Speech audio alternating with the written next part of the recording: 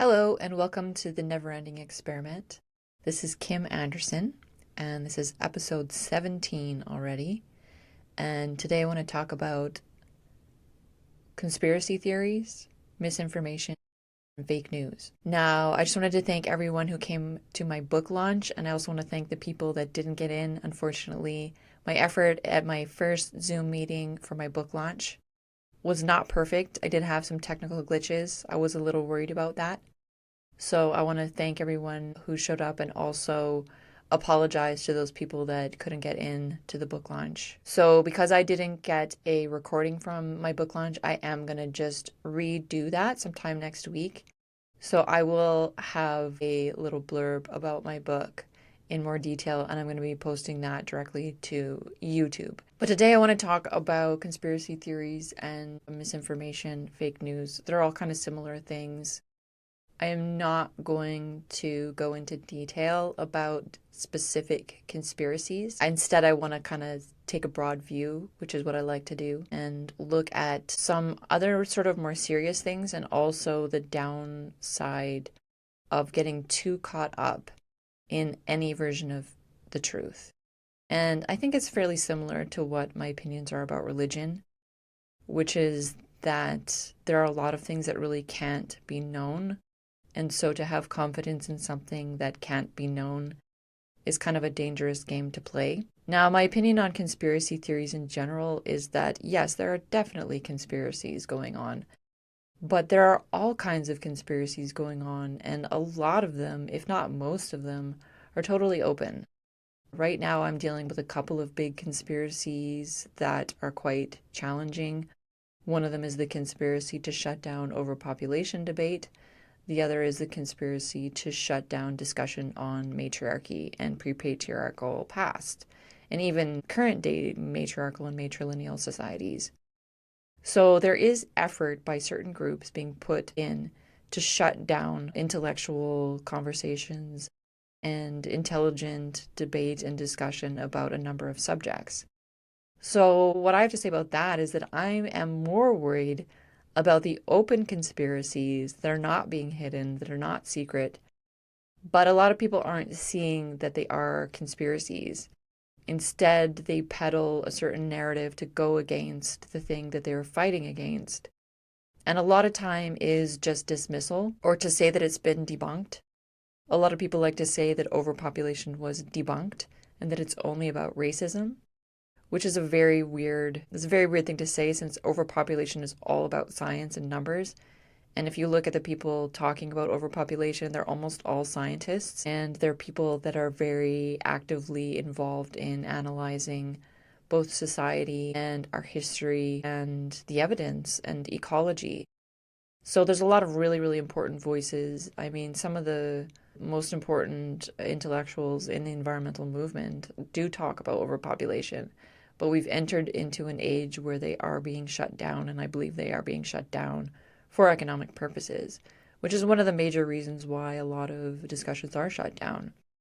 Now, the conspiracy against matriarchy, I think, is a little more malevolent, and it just does, I think, have to do with the attachment to patriarchal cultures specifically and a type of male dominance. Because I think what's happened, because we've had patriarchy around for so long, a lot of men really do believe that they are superior. And a lot of women believe it too. It kind of has surprised me when I've looked into this a little bit more, how many women genuinely believe that they are inferior to men. I certainly don't feel that way, and I think there is no evidence to show that that's the case. But I think a lot of those men that are attached to their culture and attached to the idea that they are superior just really don't want to admit that women might be on equal grounds with them, because that would upset their ego and their notion of who they are.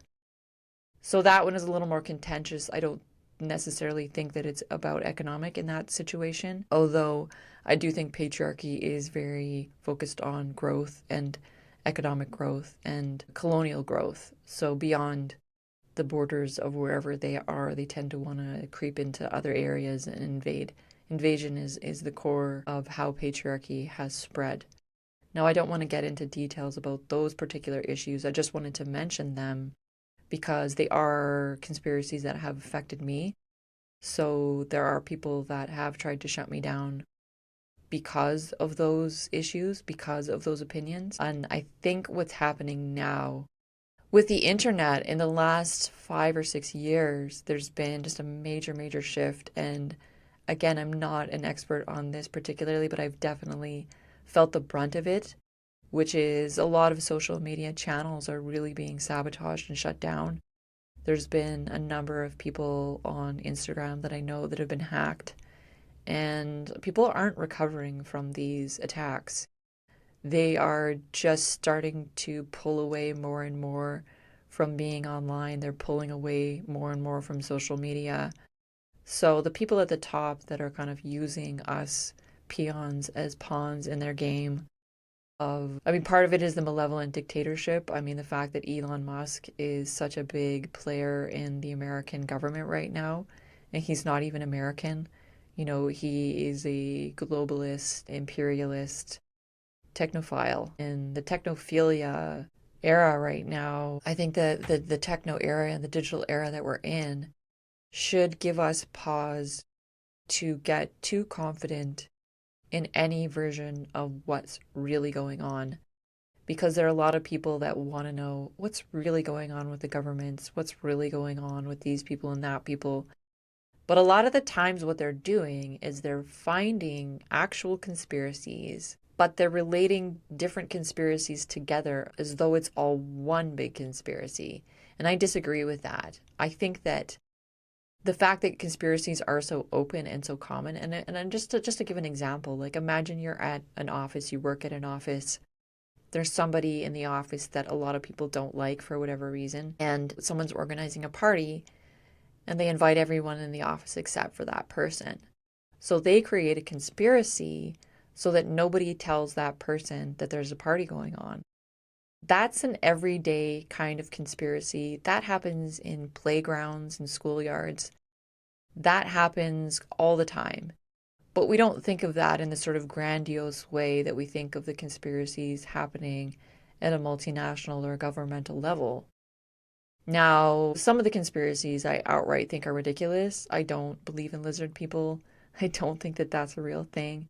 We all have lizard ancestry, so we have parts of our brain and our bodies that are connected to being lizards and reptiles, but that doesn't mean that we can take off our human suits and become lizards at the end of the day. I think that that's kind of hilarious, and that's kind of just a weird thing that has taken hold, but I definitely don't believe in that. Now, the fact is, there are secret societies. There's lots and lots of secret societies, and that's been going on for ages. The Masons are one of the most commonly known secret societies. Secret, not so secret. The fact that we know about them means that they're not that secret. A lot of religions or mystical traditions have secret societies as well.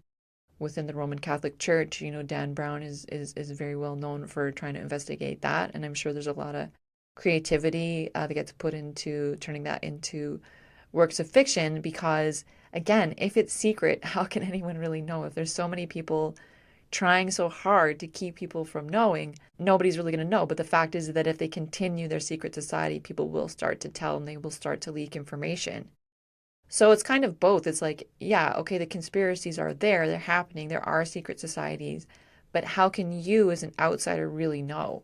And it would take some pretty high level investigation to really figure that kind of stuff out.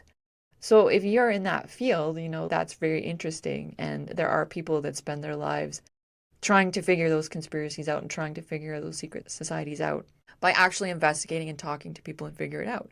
But the fact is that we can all lie, everybody can lie, and so there's bound to be these layers of misinformation. Now, the misinformation is something that has been studied a bit, and what they found was that actually online, misinformation travels faster than real information.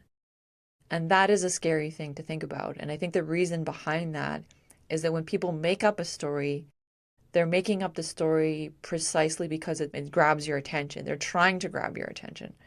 They're trying to get you to see the story and be alarmed.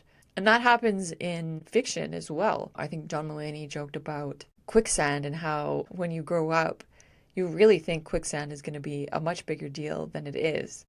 because so many stories that you tell children involve quicksand.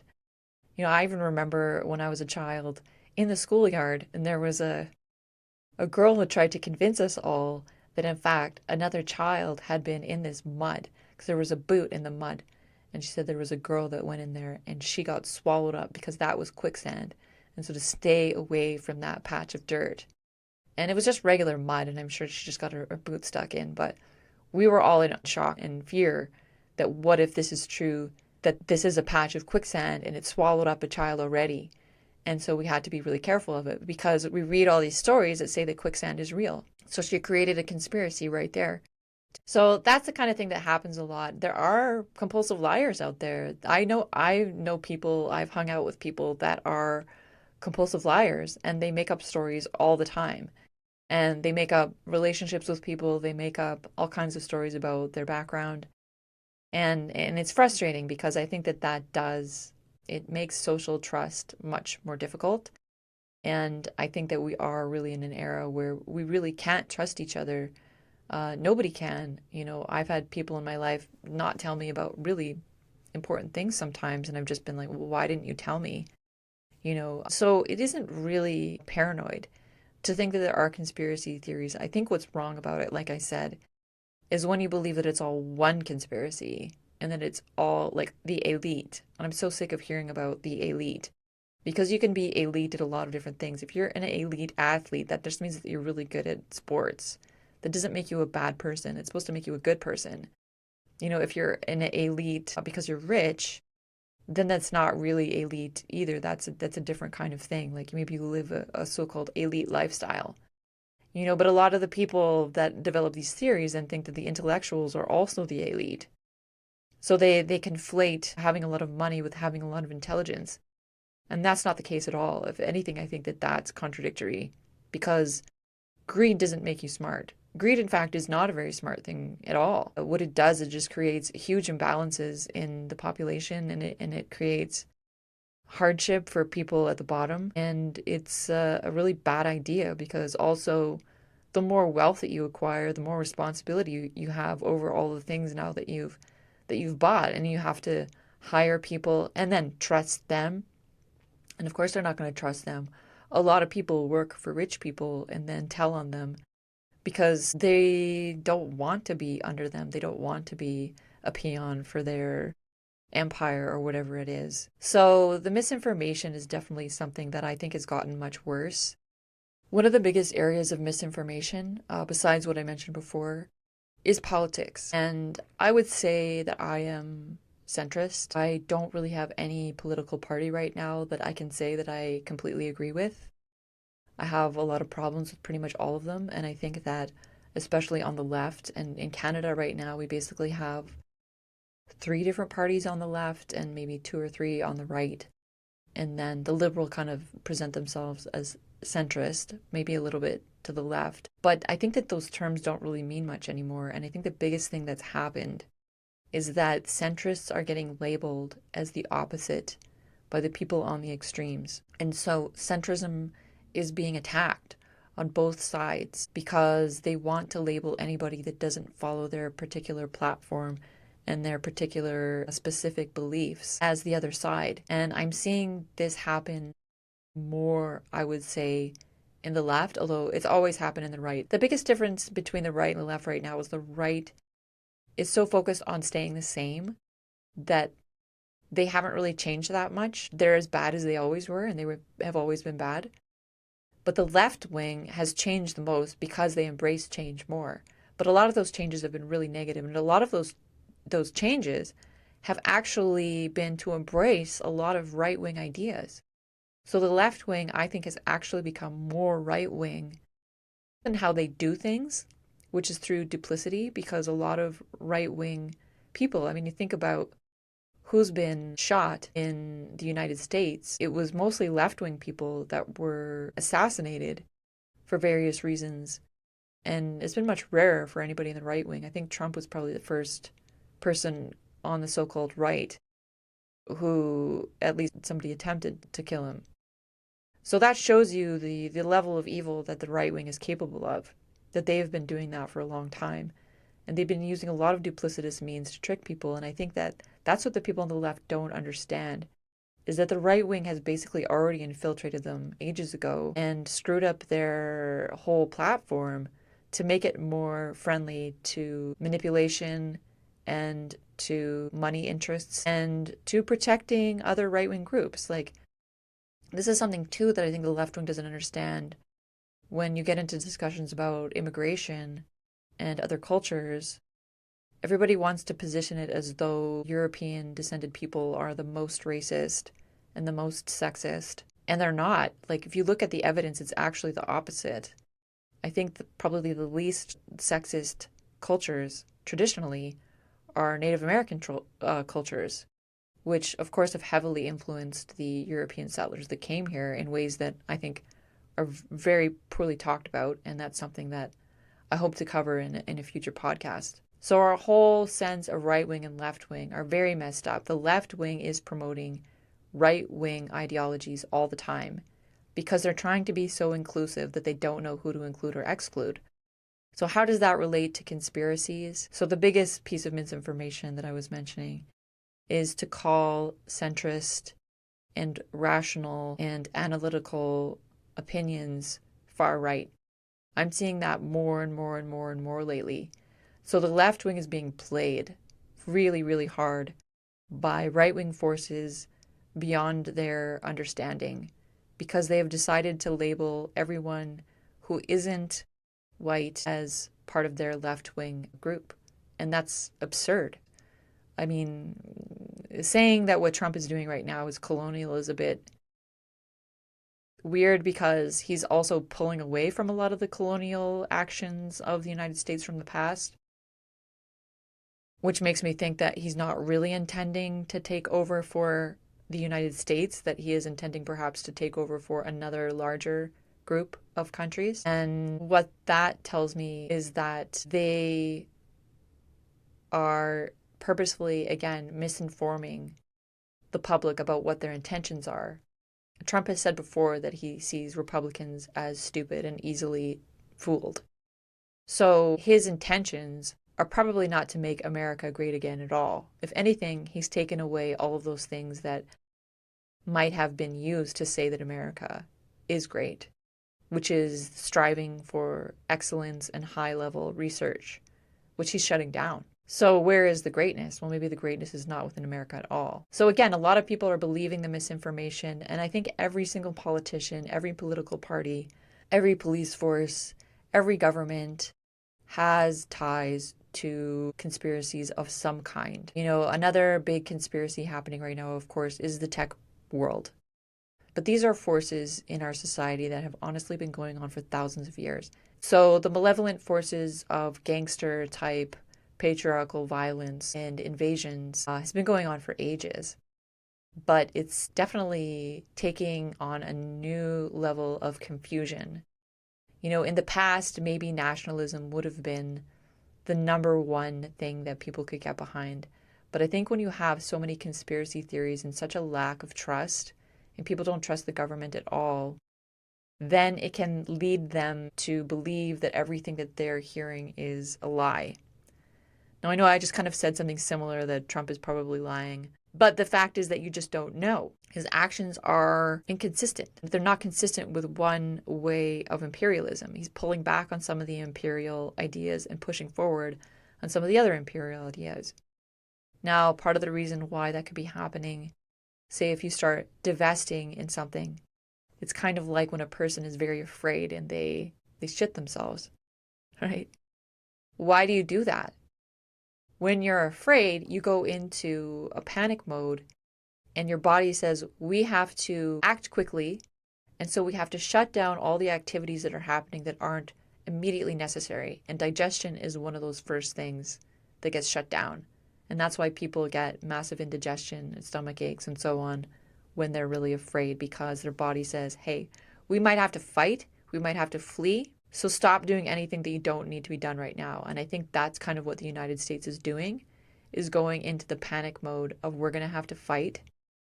And so just get rid of everything that we don't absolutely need, which is a frightening proposition. Now, as a Canadian with Loyalist ancestry, I have Quebec ancestry, I have massive respect for First Nations and Native American culture. I am more sad than anything.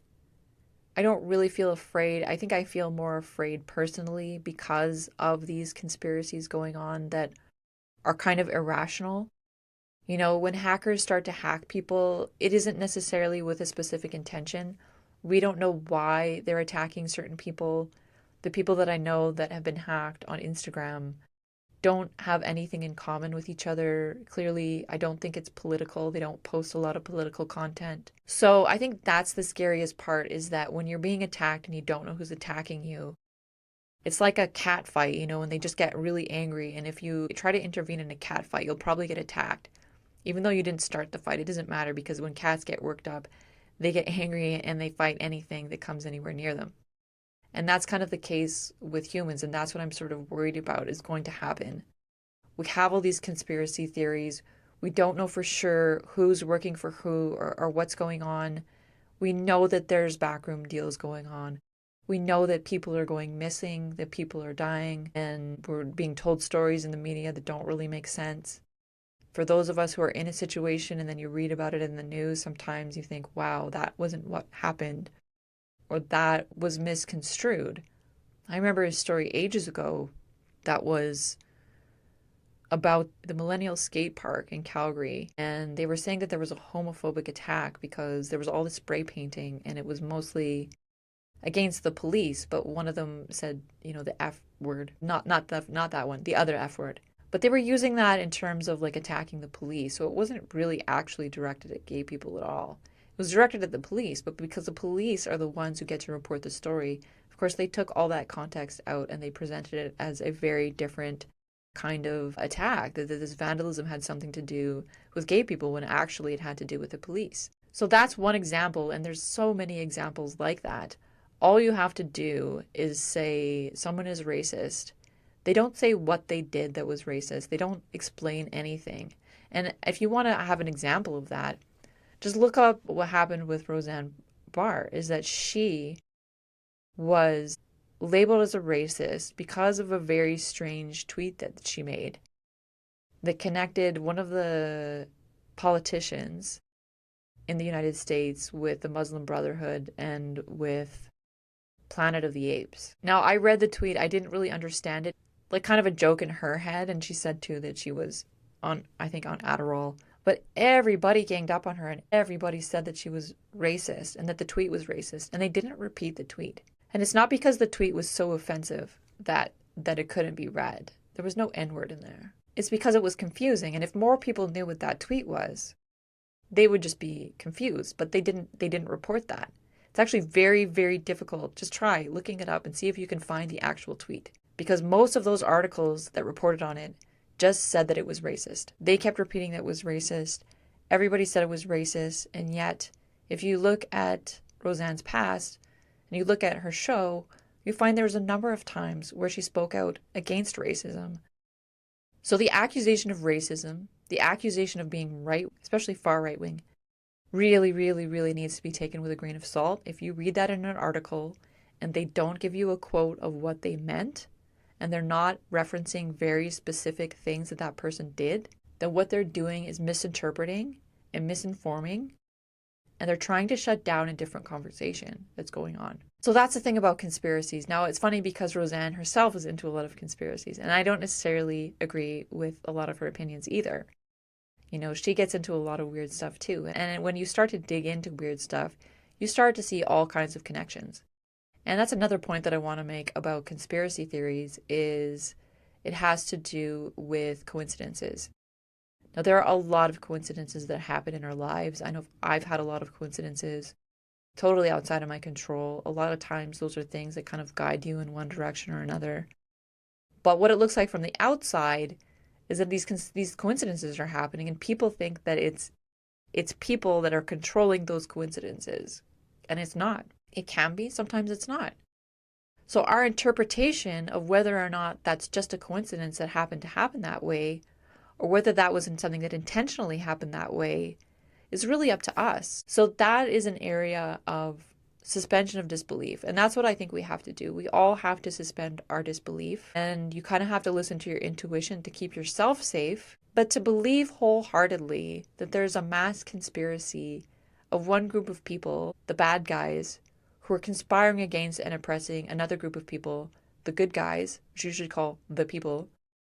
The powerful people are never people, apparently. I just reject that notion completely. And I think that within those groups that we've divided, probably are some people that might line up with that idea. There are powerful people that are conspiring to change society so that they can have more control. Absolutely, that's happening. But those are separate groups of people, and they're not all working with each other. I think a lot of them are working against each other. And that's what I've seen so much, because as someone who's talked about overpopulation, I have had to get flack from the right and flack from the left. And both sides think it's a conspiracy of the other side that's allowing the overpopulation debate to grow. Left-wing people genuinely believe that overpopulation activists are all racist, right-wing xenophobes. Right-wing people genuinely believe that all the overpopulation activists are left-wing, liberal, hippies, and eco-fascists. That's the other big one that now is called eco-fascism, which is a contradiction in terms completely. Now, you can be an eco-terrorist, but you can't be an eco-fascist. Because ecology is about everything working in balance together, and fascism doesn't do that. Fascism is about one group of people dominating everybody else. So it's incompatible. You can't be an eco-fascist. It doesn't exist. So that's an example of conspiracies, misinformation, fake news. The fake news thing is huge, and I think the fact is the internet has made fake news so much easier to spread. The fact that now AI is writing a lot for people, and certain people are allowing AI to completely take over their information systems. There are books being sold to libraries now that are completely written by AI. And a lot of times, because AI seems so normal, it sounds so normal, sometimes you have to read quite a bit before you even start to realize, hey, this is wrong. This isn't even real information.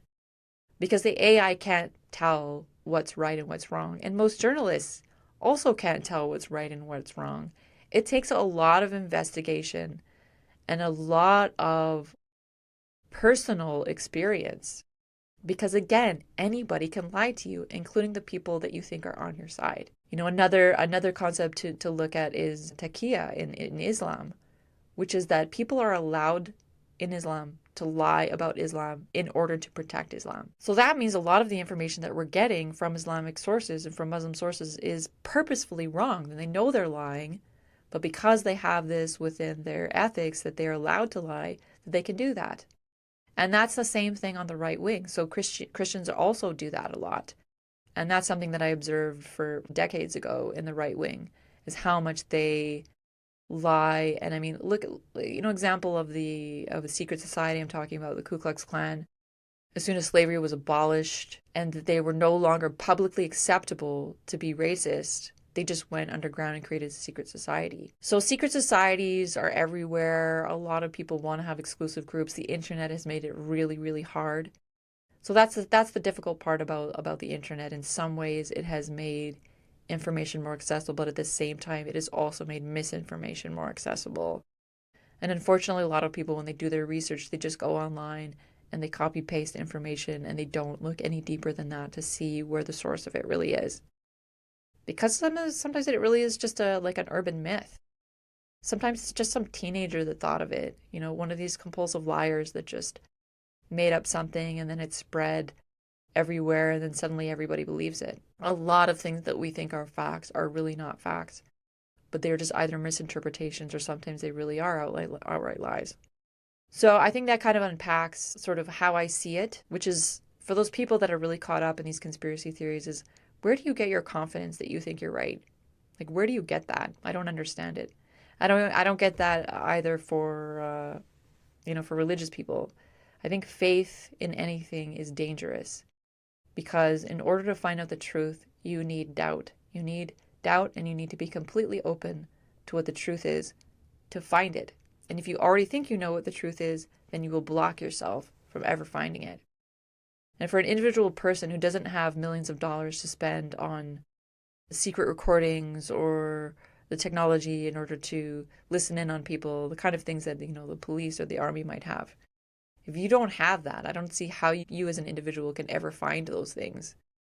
So it's not that you should just give up and not even try to understand what kind of conspiracies are happening. I think you just have to take it with a grain of salt and understand that you're not smart enough, you're not powerful enough to know everything and to have a full understanding of all the different political ideas that are going on. Because when you really break it down, every single individual has their own beliefs, their own experiences, their own perspectives, and there is no group that can ever erase that.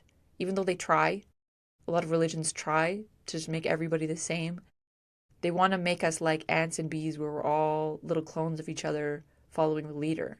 But I don't want that for human beings because that's dumber and that's less intelligent, it's less complex. What I think we need is we do need a diversity of opinions. We do need a diversity of people that do disagree with each other and are allowed to do that. But we do it in a way where we can sort of say, hey, you know what? This isn't my area of expertise, so I'm going to let that go. And just listen and see, and to stop blaming only a small group of people for something that is clearly influencing everyone. If we just got rid of all the rich billionaires today, there would be a brand new crop of people that rise to the top that would take over that position and do the exact same thing, which is scary. But it happens and it's true and you watch it. I don't know if I've ever seen any politician who does exactly what they said they were going to do during their campaign when they get into power. They all seem to magically change their minds. Why is that? So you may not think that you would join that big conspiracy at the top if you had that power, but maybe you would. If it means that you have a lot of fun and easy lifestyle and all the things that you want, a lot of people might sacrifice what they thought they would do in exchange for that. And that's a test that most of us won't even have to go through. Most of the poor people that get pitied and are thought to be completely not responsible for any of the bad things going on, those people will never have to be tested. They might just live their lives never being tested to see if they in fact would become corrupt if they had the opportunity. And we can't assume any of those things. Maybe open up your mind a bit about what's really going on, is that you'll never really know what's going on. People have busy lives. They do a million things in a day. They talk to thousands of people. You can't keep track of all that and pretend that it's all one group of people. Most of those conspiracies are open. The technophilia conspiracy is open. The overpopulation denial conspiracy is open. Religious conspiracies are open. If you want to know more about specific religion, you can read the religious texts. They're all open to the public. But a lot of people will get caught up in it if they try to look for it, and then they lose track of what they thought they knew, which is easy because we all have these creative minds that invent all kinds of elaborate scenarios in our heads, and we have all this creative work and all of these fiction stories that encourage that creative thinking to believe in things that maybe aren't as common as we thought, like amnesia. We all have a little bit of forgetfulness. But if I believed everything I saw in Days of Our Lives when I was growing up on the soap operas, I think people have amnesia all the time. They all apparently die and then come back to life. They all get their memory wiped out and become new people. That doesn't happen that often. It does, but not as often as you think, because it's just fodder for creative narrative that gets us caught up in it, and we find it very interesting. So yeah, I hope you've enjoyed my podcast, and I'm going to be working on doing another sort of book talk next week, and I'm going to be posting that because I want people who are interested in the book to maybe know a little bit more about it, because it's a complicated subject. So thank you for your time, and I will be back in a couple weeks. This is Kim Anderson.